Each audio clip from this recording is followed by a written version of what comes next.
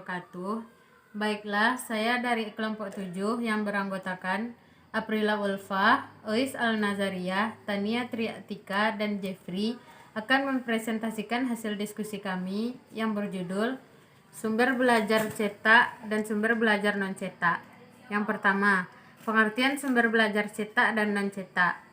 Sumber belajar cetak adalah perangkat bahan yang memuat materi atau isi pelajaran untuk mencapai tujuan pembelajaran yang dituangkan dengan menggunakan teknologi cetak. Suatu bahan pembelajaran cetak memuat materi yang berupa ide, fakta, konsep, prinsip, kaidah, dan teori yang tersangkup di dalam mata pelajaran sesuai dengan disiplin ilmunya, serta informasi lainnya dalam pembelajaran.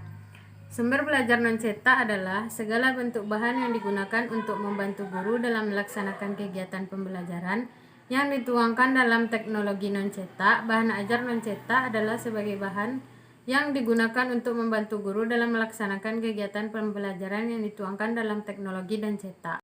Baiklah, saya Ois Al-Nazariyah akan melanjutkan penjelasan dari teman saya sebelumnya, yaitu tentang jenis-jenis sumber belajar cetak dan non-cetak. Jenis-jenis sumber belajar cetak. Yang pertama, handout. Handout adalah segala sesuatu yang diberikan kepada peserta didik ketika mengikuti kegiatan pembelajaran. Yang kedua, buku. Buku sebagai bahan ajar merupakan buku yang berisi ilmu pengetahuan, hasil analisis terhadap kurikulum dalam bentuk tertulis. Yang ketiga, modul. Modul merupakan bahan ajar yang ditulis dengan tujuan agar siswa dapat belajar secara mandiri tanpa dengan bimbingan guru. Yang keempat, lembar kerja siswa atau LKS adalah materi yang sudah dikemas sedemikian rupa sehingga siswa diharapkan dapat materi ajar tersebut secara mandiri. Yang kelima, buku ajar. Buku ajar adalah sarana belajar yang bisa digunakan di sekolah-sekolah dan di perguruan tinggi untuk menunjang suatu program pengajaran. Jenis-jenis sumber belajar non-cetak. Yang pertama, sumber belajar audio. Kedua, sumber belajar video. Dan ketiga, sumber belajar audio-video. Terima kasih. Baiklah, saya Tania Triatika akan melanjutkan penjelasan pada materi berikutnya, yaitu terkait kelebihan dan kekurangan sumber belajar cetak dan non-cetak. Pertama, kelebihan sumber belajar cetak. Yang pertama, mudah khusus diperoleh dan dibawa kemana-mana. Kedua, mudah dipahami, dipelajari kapan dan dimanapun. Ketiga, tidak memerlukan alat khusus untuk menggunakannya. Keempat, pengirimannya relatif mudah dan murah dibanding media lainnya, serta merupakan media yang paling canggih untuk mengembangkan kemampuan siswa untuk belajar tentang fakta. Selanjutnya, kekurangan dari sumber belajar non-cetak.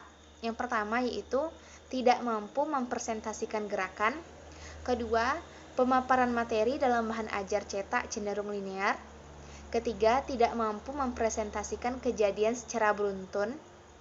Keempat, untuk membuat bahan ajar cetak yang bagus, diperlukan biaya yang tidak sedikit. Kelima, membutuhkan kemampuan baca yang tinggi dari pembacanya. Keenam, tidak dapat atau sulit memberikan bimbingan kepada pembacanya. Ketujuh, sulit untuk memberikan umpan balik untuk pertanyaan-pertanyaan.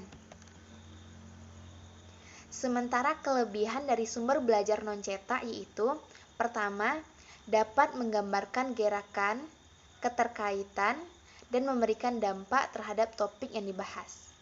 Kedua, dapat dikombinasikan antara gambar dan gerakan, serta fleksibel dan mudah diadaptasi. Sementara kekurangan dari sumber belajar non-cetak yaitu pertama, pada umumnya membutuhkan alat khusus untuk menggunakannya. Kedua, tidak kompatibel antar jenis yang ada, serta aliran informasi yang disampaikan sangat fixed.